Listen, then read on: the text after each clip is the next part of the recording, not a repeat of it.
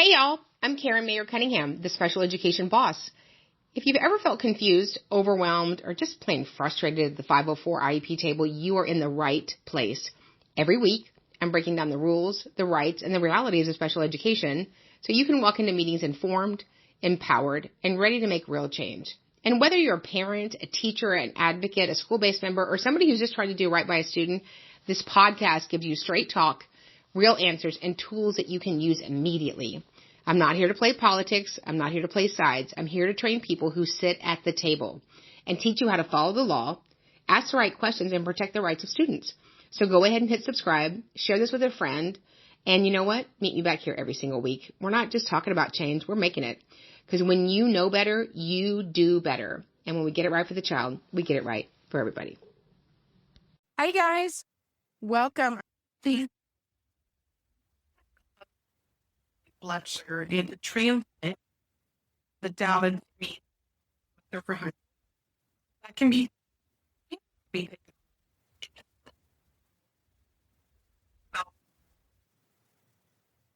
that a question? It is. That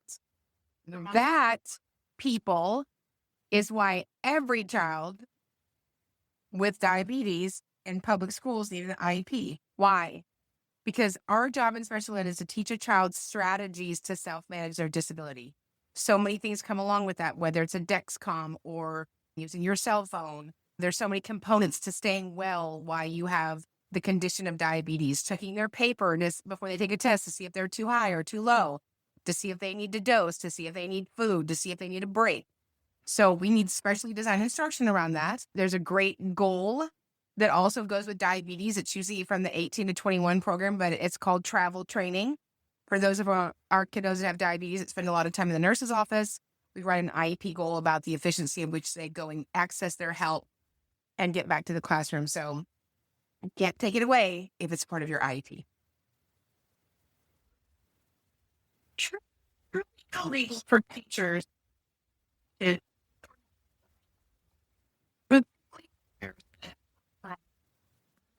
Be careful how I'm worried. Telling a parent.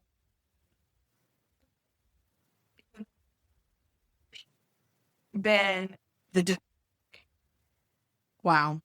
You know, I started out this little tiny journey in 1997 with my child. And the first resource that I ever got, I was sitting in an IEP meeting. It wasn't going good. And the teacher next to me, we're sitting at a table. That's how long ago it was. And she literally had folded up a piece of paper and slid it over to me. And like I took it like it was some sort of, I don't know, illegal thing that I was doing. And I went outside and I opened it. And it was a resource for mental health, mental retardation services in Travis County. And unfortunately, nothing has changed in 27, 28 years. We still have handicapped the teachers from being able to give those resources and the knowledge and the input and the wisdom that they have at meetings. And so I wouldn't imagine that it's untrue as it relates to admin telling them that. It's terrible because they're the ones that see the kiddos in the educational setting day in and day out. But that's our understanding from the teachers that we serve and train, that it really could jeopardize your job. Is it illegal? Of course it's not illegal. The law says that school districts and teachers work at school districts are charged with identifying, locating, and evaluating children with disabilities. So it's legal to do what's right and ethical under your licensure. 20 years. And I worked 3 years ago. I'll probably soon paraprofessional. A minute. Where do you feel like I go? So you could do a couple of things. If you're going to file a state complaint, it's on behalf of a student or a group of students and vice versa for federal. For me, that's a systemic issue. That's the issue that we just filed in Washington County, Florida, and we had it open systemically. So if you reach out to us at advocate@specialeducationacademy.com, we're happy to send you that letter of how it was opened. We would love to train you to be a special education advocate and help kiddos from the outside in. But that's definitely a violation of failure to implement. Failure to implement is a denial of faith. And so that would be my allegation in my filing this a failure to implement, and that it systemically impacts all the children in these campuses and or grades. All right. And when given one thing for just compared to grade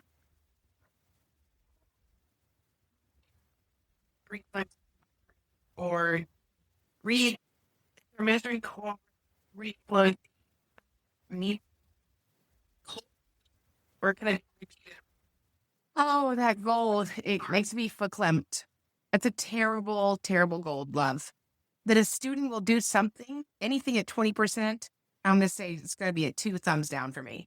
So we want to have a baseline. What was the baseline? The baseline has to exist in the present levels of academic achievement and functional performance. Based on that baseline, we take in a couple of things into consideration, right? Rate of progress and expectancy. So if the kiddo is 6 or I guess about 8, how long did it take him to read at what level, right? And so 20% of what? There is DRA, GRA, Fontenay Pinnell, RAS Kids, Lexile, NM8.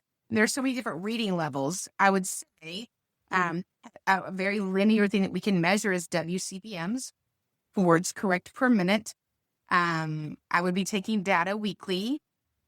The hardest thing that you can do is get a child to read faster, but I would never spend 36 instructional weeks to have a child do anything at 20%.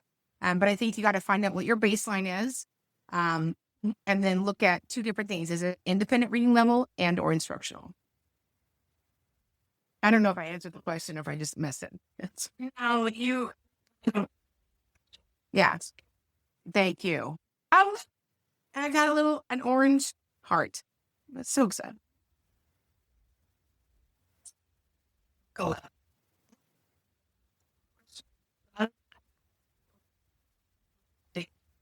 for the school doesn't have to comply with anybody. It appears to be my experience. However, we would take into consideration the child's medical needs while they are participating in an educational program. So we look at educational impact. What is the educational impact?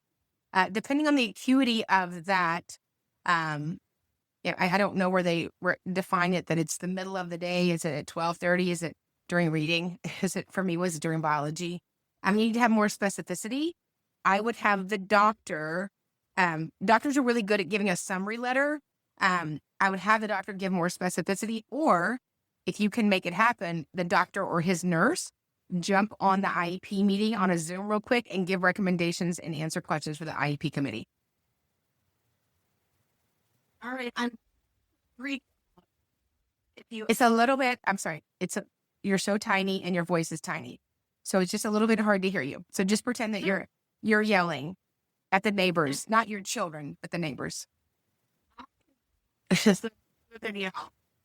All right, I just had to read, if you ever do visualize to go over these parents answer the question. I have blocks of time that you can buy. It's just on our website. I'm a first year teacher, and I have to qualify for it. Yes. I really want to bring it up. I'm worried I fully will turn it down. How would it be best for me to go up during the conversation? So I would, come from a place of expectancy, right? We are expecting our kiddos to continue to hold the acquisition of skills that they acquired this school year. So we're really excited about our kiddos participating in ESY so that they can keep the gains that they've already acquired. All right, here's a star question. You ready? I think so. How is it legal for the state of Texas to make all special education kids that start on grade level and then count toward the accountability rate? Even with accommodations, it's not modified. They're specialized. So a very long time ago, when my oldest son, who was in special ed and resource, he graduated 2013 when I was, 10. And they had the modified state test, which makes, let's say it together, sense. And now we just have the regular state test and the alternative test.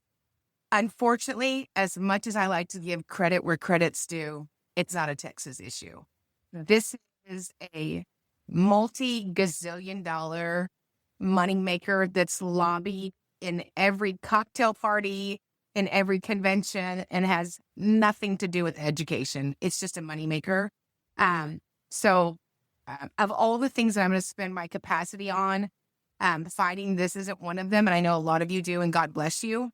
I just have my kiddos take it, do their best, and then move on. It's not a criteria for graduation. It's not a grade. And as somebody who's an adult, who's 58.4 years old, say it with me. Nobody cares. Nobody cares if you're the valedictorian. Nobody cares if you're third from the bottom. Nobody cares if you were the homecoming queen. I wasn't. Nobody cares if you were, the class clown. People care if it's more enjoyable when they're around you than when they're not around you. So, what tests don't measure is capacity. They don't measure fortitude. They don't measure loyalty. They don't measure kindness. They don't measure if you're going to be a great employee, an amazing parent, a wonderful asset to the community. So it's just one of those things. Do your best and then move on. Amen. Okay. Living in some pictures, some room in Mississippi. Could you please explain what, quote, help as needed means? 3 of the kids' IEPs written last year is being used to justify being for a reason. Is that even a thing?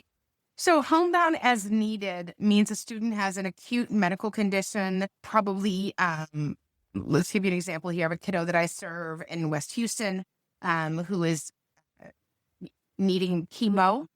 And so sometimes in the series rounds of chemo, she does really well, and sometimes she doesn't. And so instead of having to come back to the table, and she's a general ed homebound student. You can get homebound general ed 504 IEP. We've written in our documentation as needed. And not that it's as needed, it's that, I don't have to call and set up another meeting. These parents of this little girl going through enough already, it's not intended for not coming to school. So homebound has great specificity. It's primarily driven from a medical professional. It will have parameters around it. It will say, Lakin will be homebound from the first day of school, August 14th, 2023, till the last day of 12/31/2023. It's usually done by semesters. And then you get off of homebound by the doctor's orders as well. But it's not for not coming to school. It's because the acuity of their medical needs, we're not trying to put another layer of weight and burden on the family. Schools are refusing to amend an ECR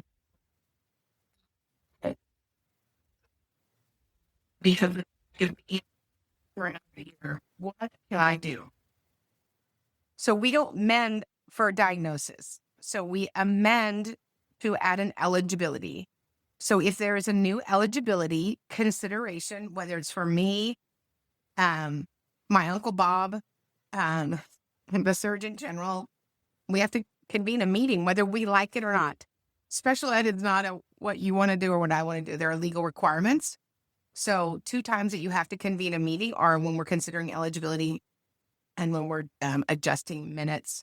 It doesn't mean you could agree with them. We all know that we don't always agree at meetings. But if there's a consideration for a new eligibility, then we have that meeting. And a guy school psychologist will do. If they're also a school psychologist. My nephew is newly mainstreamed and is not completed in because he's AR TED just or thing. It's legal. So AR, I'm not a fan of it at all. It's about reading, right? And I think that's great. I think it's a great motivator. I'm all about competition. But if you struggle with a disability, that's probably not something that should make you compete, you're already not winning with your non-disabled peers. So I would certainly sit down gently and have a conversation with the administrator and say, is there something else that we can do so that my child has equal opportunity and equal access? That's discrimination based on disability. My teacher just told us retake. No. Well, who would? Where in life do we get unlimited retakes? Like, if I don't pay my bills this month as a mortgage company, that's fine. Like if you just go and like have a basket full of groceries and you sell my wallet, they're like, that's fine. We are setting children up for catastrophe by these processes and patterns of pathology that we do in school. We are to do 3 things for children: get them ready for post-secondary success with gainful employment, independent living, and further education, not coddle them. It was quest.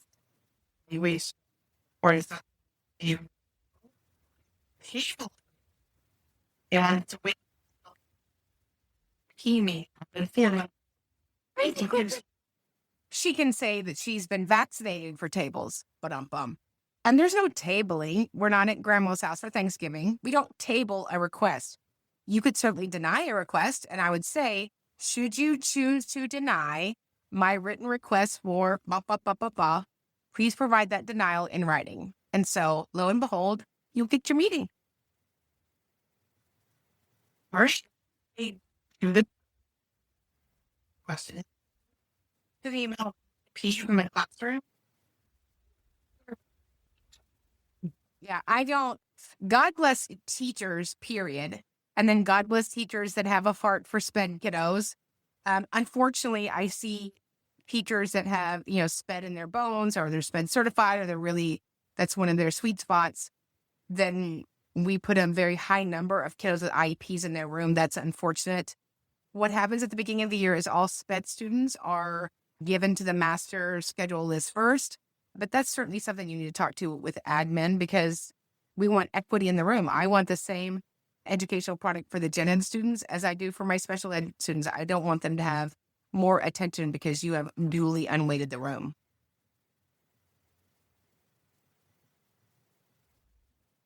My motor growth delay. What accommodation? So accommodations are based on the student's unique circumstances. So the law says that we are charged with carefully and reasonably considering the student's needs, writing an IEP to enable them to make progress in light of their circumstances. Andrew F., March 22nd, 2017. So because I don't know your child's unique circumstances, I certainly know the medical condition or the disability. I wouldn't be able to give you an answer for that. But remember, accommodations are on top of IEPs, right? So we write an IEP, an individualized education goal, that we're going to work on a deficit. The accommodation is needed because we know without that accommodation that we wouldn't be able to implement the IEP goal. The interpreter for vocal, but use. If the student meets eligibility for deaf and hard of hearing, and that is their modality, we have to provide them an interpreter. Never listen to the student doesn't need an interpreter because they have they're really good at lip reading. That was something I heard one time. But yes. Did I say yes? Yeah.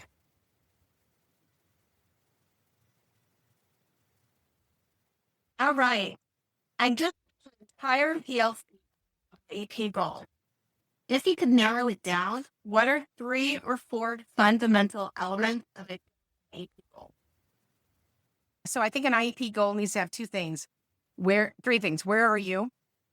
Where do you expect the child to end up? And what are you going to do to facilitate that, right? So I need to have some language or knowledge about what my baseline is.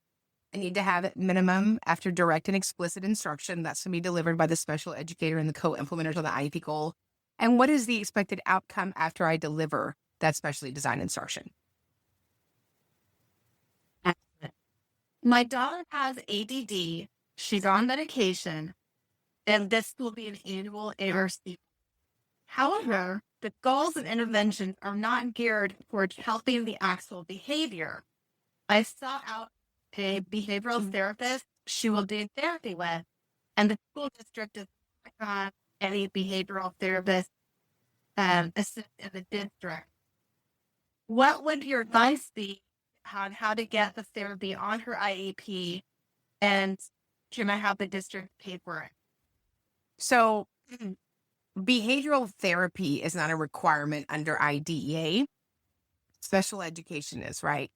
So for your student, I would go back into the FI, the full individualized evaluation, go back and look where the LSSP, the licensed specialist school psychologist, school psychology, the psychologist, the social worker, whoever did that emotional behavioral part, and look at the characteristics of her ADHD and go back and write IEP goals around that, and then talk about who is the special educator that will work on making sure that those goals are implemented with fidelity.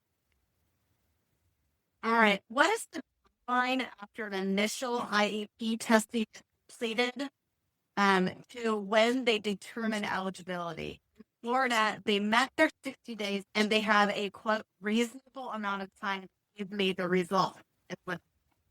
So Florida has a meeting to have a meeting to have a meeting and then talk about having another meeting. You want to have a meeting?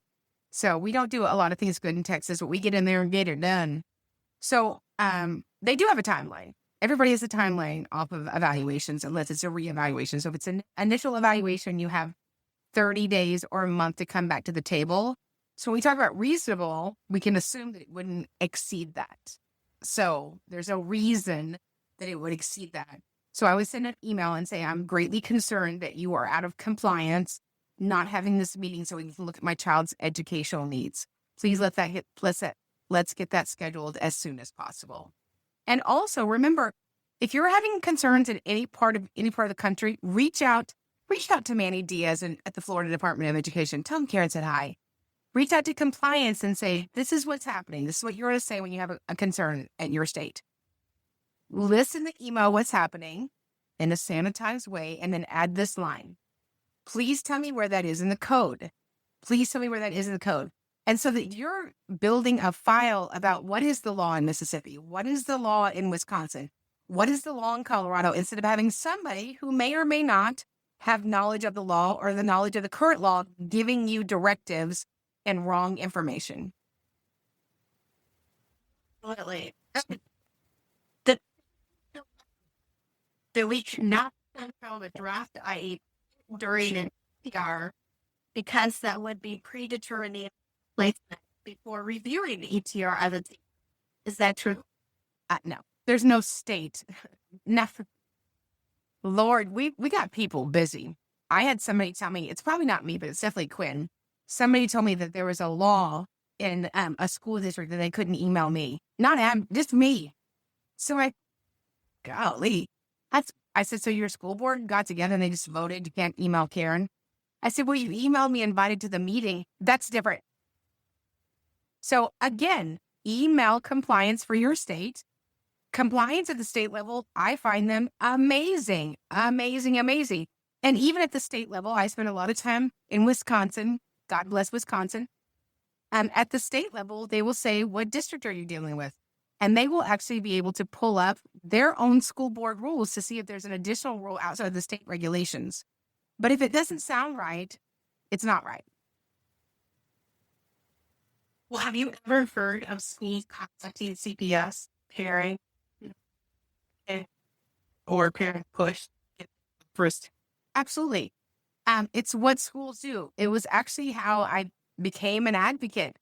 In October of 1997, I was a recipient of that ridiculousness. And then it happened again 4 months later. And then I was like, I got to do something about this.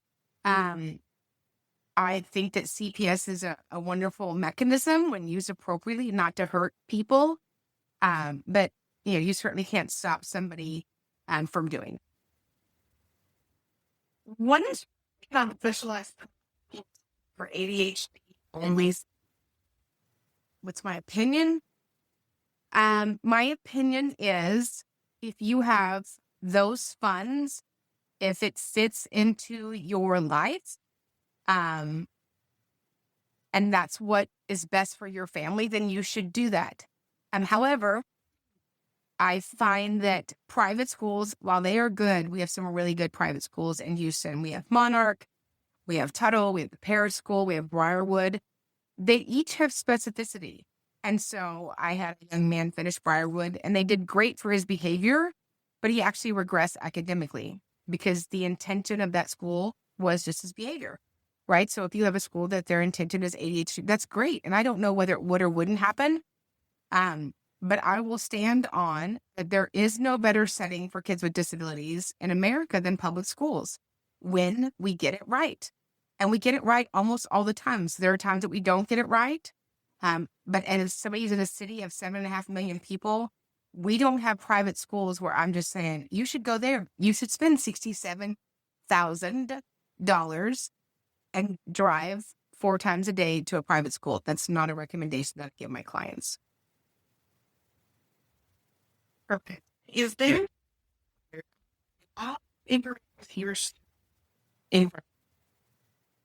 Yes. And when you get that, will you send me a copy? Somebody asked me, somebody asked me the other day, they're in a mastermind. We do masterminds for people that want to be full-time advocates. She goes, streamline everything you're saying. I said, I don't know, but when you do, can I buy you a copy? So I've done this for a very long time. It's what I do, 60, 70 hours a week. And so it's just sort of like, writing with my right hand. Certainly you can avail yourself of Special Education Academy YouTube. We have great trainings there. All of this content goes up there. That's free. You can watch it in longer clips. Certainly join the Academy, 4 hours at minimum of training every month.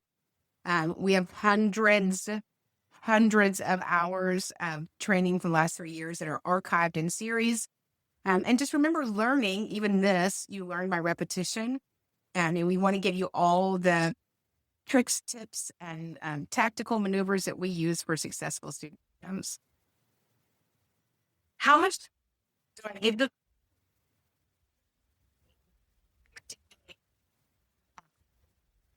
1 day. This waiting, we're not marinating a brisket. We're not making a bottle of wine. This is your child. So, and while some people don't like my response, I'm completely fine with it. If your child was running 102 fever, would you just wait? And I would challenge you to not wait for your kids. They're not going to get time back. When you miss a month or 2 months, Betty in the front office is not going to call you and go, Christina, listen, I'm sorry that we missed that month. We're going to give you an extra month in the summer. No, your kids just lose. So this is the time to be the squeaky wheel. You are a guardian, a grandparent, an aunt, an uncle raising this child, a parent. You are the voice for your child. Stand up, and squeaky wheel gets the oil. And so if that's what we're supposed to be, I think as people that are shepherding children, I think we're supposed to be the squeaky wheel. So get to squeaking. Well, I think that would be my question. Okay. If it's true, eligible for action, can this character come half day because the class is too full? Oh. You know what? People can say whatever they want. My team members and myself, like if we set a book of stuff that people say, we would just, no, they can't. You are required to give them the full instructional day. All right. Coming out first with the same way you would handle any meeting. I want you to reframe when a parent brings an advocate. If you were selling your house, you'd probably get a realtor. You were investing in the stock market, you'd probably get a broker. If you were getting a new transmission, you'd probably get a transmission specialist. Why is it that it's so weird that a parent is bringing somebody to walk them through this process? So I would just go in there and say, I'm so glad to see you, Miss Cunningham, Miss Smith, Miss Jones, whoever that is. We look forward to working together. I would email them and say, are there any questions I can answer ahead of time? And we look forward to an efficient meeting. Remember, every meeting is about one thing, not me, not you, not them. It's about the child with a disability. And when we say student-centered, we're going to mitigate some of those other things. People behave and speak and talk in a way that hurts other people's feelings, sometimes purposefully, sometimes not, because they're focused on what they're doing. But I do believe most people at the meeting are student-centered. I am a privileged teacher, pre-K, and I'm still learning. And I was wondering if there's a list of things that the school is responsible for testing. An example is for my own child, I believe she may be dyslexic. School says they don't test for them. We have a very new teacher with new admins, so they may not be aware. And I would love to be able to provide a list for them. Yeah, so here's your list. So an initial evaluation, an SIIE, a full initial individualized evaluation, should cover all 8 areas. Other evaluations, you can do just needed areas, but let's talk about those areas. Number 1, a speech and language evaluation to include pragmatic. Number 2, sociological. Number 3, medical physical. Number 4, cognition in all 7 Gs. Number 5, adaptive behavior. Number 6, formal achievement to include reading, writing, math, additionally oral expression, listening comprehension. Number 7, a full psychological evaluation, because everybody has emotions and behaviors, and we want a great baseline for that. And then number 8, all related and instructional services that would be appropriate to your child's suspected disability. All right. I have a school division refusing to provide special education transportation for my child, even though it is in for IEP. What should we do? I would ask when the private car will be here to pick him up. So transportation is a related service under IDEA. Should you choose to deny implementing the IEP, that's the same thing as denying them special education. So it's a related service, and they're denying that the IEP and the conformity that you agreed upon it, and it's a denial of faith. My son is on an IEP, 5th grade, on a 1st grade reading. We want to hold him back that the school district says, can they just tell us no? Retention is an administrative decision. It's not an IEP decision. It's not a 504 decision. There's much academia both ways about retention. My child was retained in kindergarten. I'm a huge proponent of parents deciding if it's right for their child to retain them in kindergarten if they're not anywhere near meeting the state standards for kindergarten. When we're looking at retention when they're older, that is their peers, right? And so I think I've only had one child retained in later years. I think it was in 7th grade because he had onset epilepsy and was hospitalized, I think 80-something days. So he literally didn't go to school. So, but to retain to catch him up, I would not be a proponent of that. But again, all retention, whether it's 1st grade or 11th grade, is an administrative issue, a discussion with the parent. What can we do when our daughter refuses to work with her teacher? She will work with her parents, but not the new teacher. We have brought our concern with para documentation to the admin, and nothing is being done. Is there anything else we can do? So when it comes to staffing, IDEAs and state statutes are very clear that that's not part of an IEP or a 504. Certainly you can just share your concerns. I'm all about running it all the way up the flagpole. I'm all about a press conference. If it's impacting my child's ability to learn, I'm going to exercise as much as I can in the district. My administrative options exhaust them.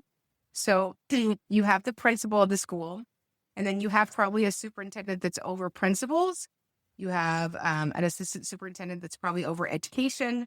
I would just keep knocking on doors till I got that resolved. All right. Can the school receive additional testing? True. The young child has a robust IEP with multiple related services, one-to-one pull-out in reading and math, while push-in in general classroom. It's been less than 1 year since the initial. Parents simply don't send the child to school more than 2 or 3 days a week and then demand more services. Yeah. We're only required to implement the IEP if you make the student available. That's certainly on the parent. I have a student who is not verbal and was enrolled in my school with an autism diagnosis with no IEP because he was never enrolled in pre-K. We started the FTSS process with him back in August and finally got his evaluation just completed. I filled out my portion of the eval 4 weeks ago, but we still haven't held an eligibility meeting or an IP meeting because we are, quote, we are waiting on the school site as my district is short-staffed and then short-staffed and we can be school site. Is that legal? Can they push the eval and the meeting off because we just don't have enough? So I would ask them to bring in somebody privately. You're denying my child access to an appropriate education and addressing his special education needs. If needed, just a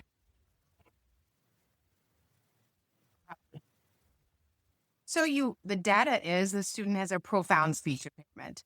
So augmentative alternative communication is an amazing way to access a child's ability to communicate. The biggest gap that we see in special education has always been your ability to connect and communicate with peers and adults. So you simply ask for and request an AT evaluation in communication, an AT evaluation in communication. And then when that comes back, you can make decisions on that. Now, I recently got an AT evaluation. I won't tell you where it was, Florida. It was 2 pages long. I'm like, are you trying to irritate me? Because you did. And that's a lie. The last page was the signature page.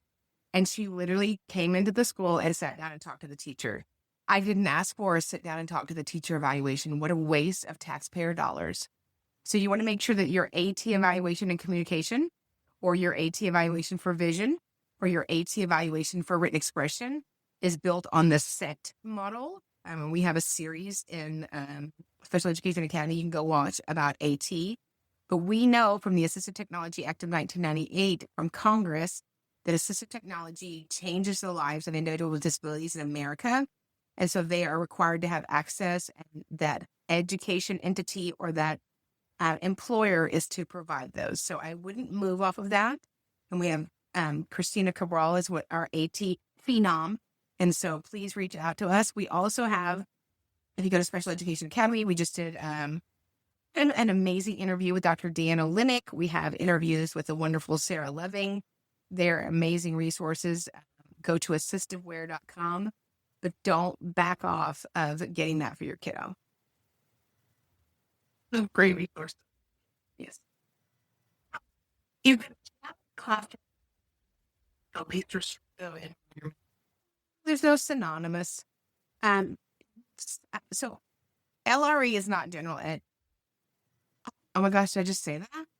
LRE is LRE. LRE is not a location. It's a consideration. So least restrictive environment says that we're required to educate students to the maximum extent possible with their non-disabled peers with support, supplementary aids and services and other things. But it's possible. It's not always possible. We have lots of kiddos that we serve that from 3 to 22 will never be in gen ed. I am going to say it louder. Woo! So if I hear one more meeting of somebody going, I just want to get into general ed. Do you want to do that? So we educate the student based upon their unique circumstances. We don't educate them in general ed.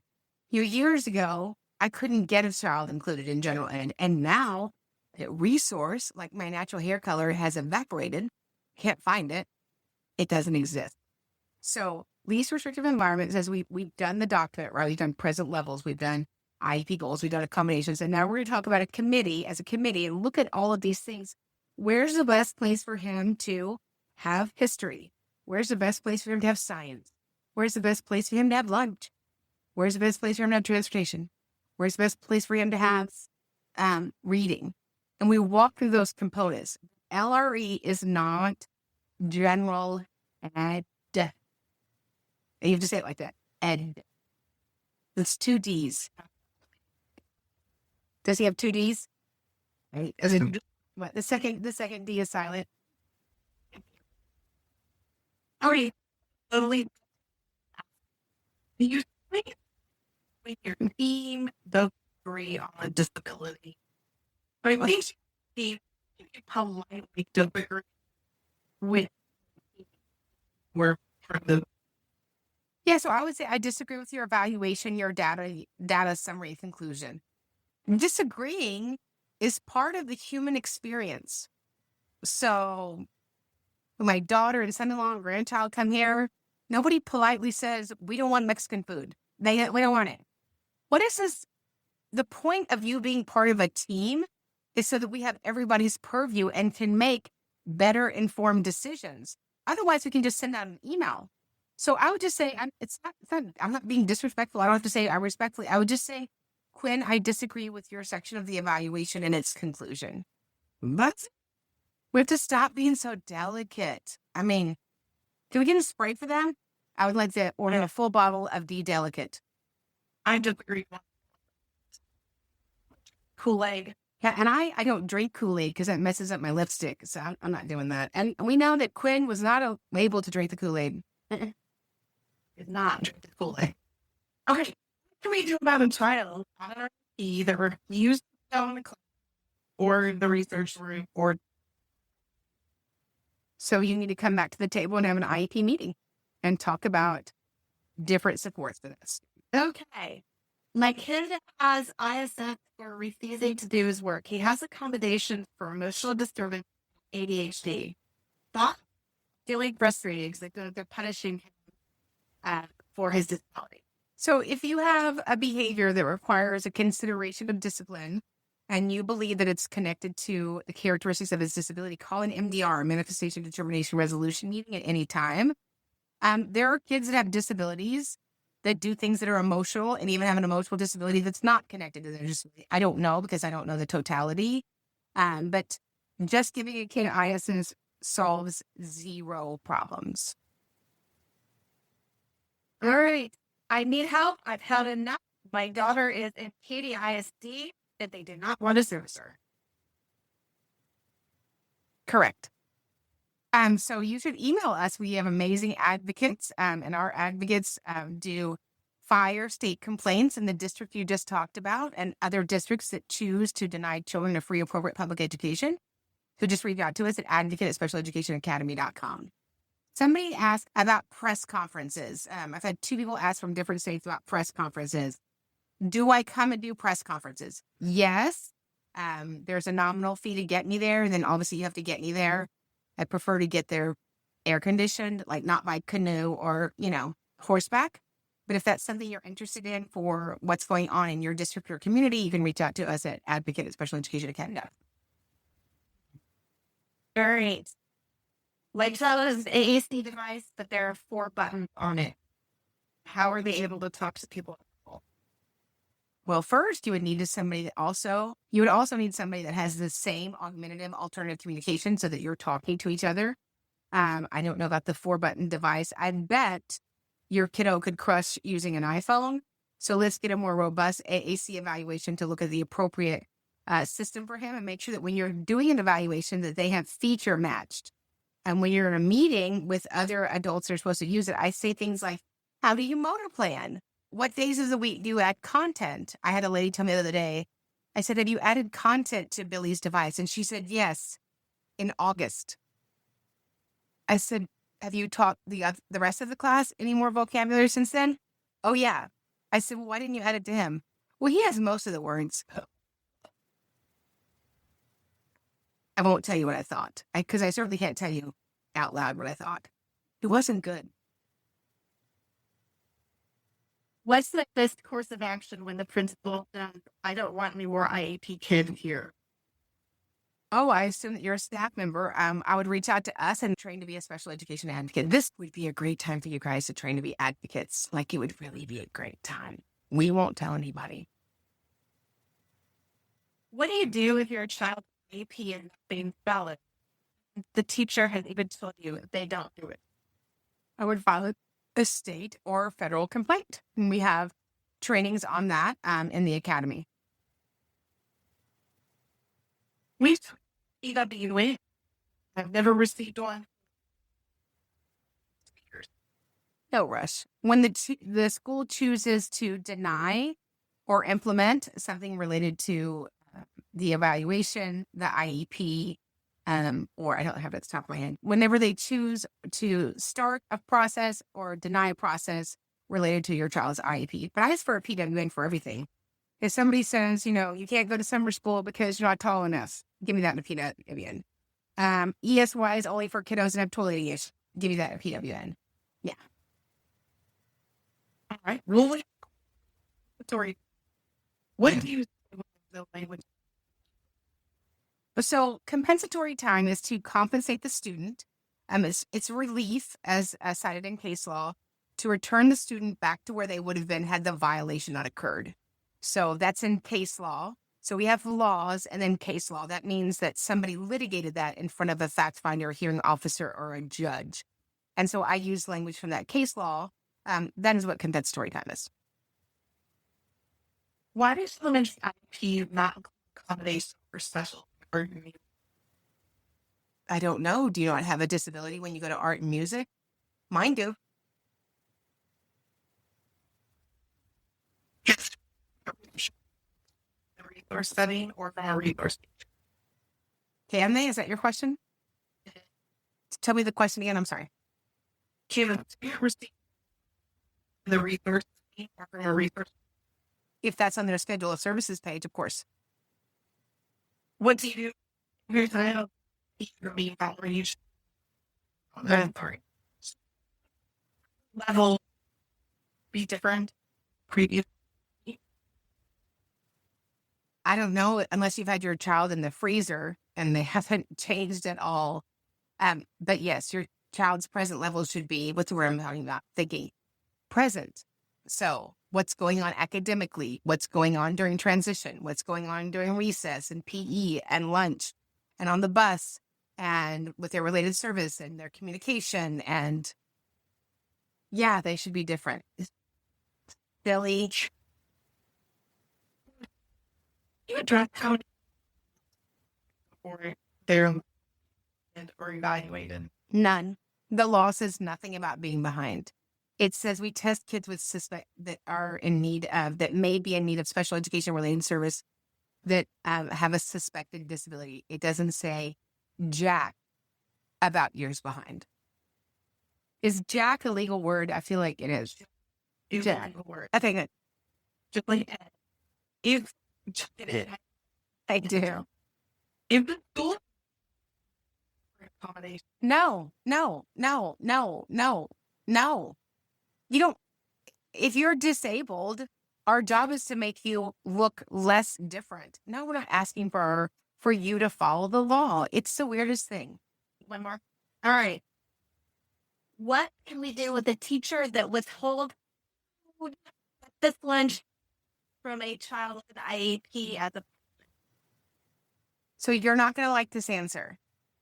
If you did that to my child, if I did that to your child babysitting, I would call Child Protective Services. I don't care if you like that answer.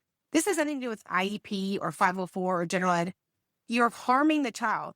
Our first charge as educators, as humans, as adults, when we're around children, is to do no harm. So that's where I would start. And I would immediately pick up the phone and call the assistant for the superintendent and say, if my child's civil rights are not reinstated by 5 p.m. today, I will be going to the news. We'll see you guys on, where are we going to see you? At the academy. Remember, when we get it right for the child, we get it right for everybody. We love you guys. We'll see you at the next training. Hit subscribe, share this with a friend, and you know what? Meet me back here every single week. We're not just talking about change, we're making it. Because when you know better, you do better. And when we get it right for the child, we get it right for everybody.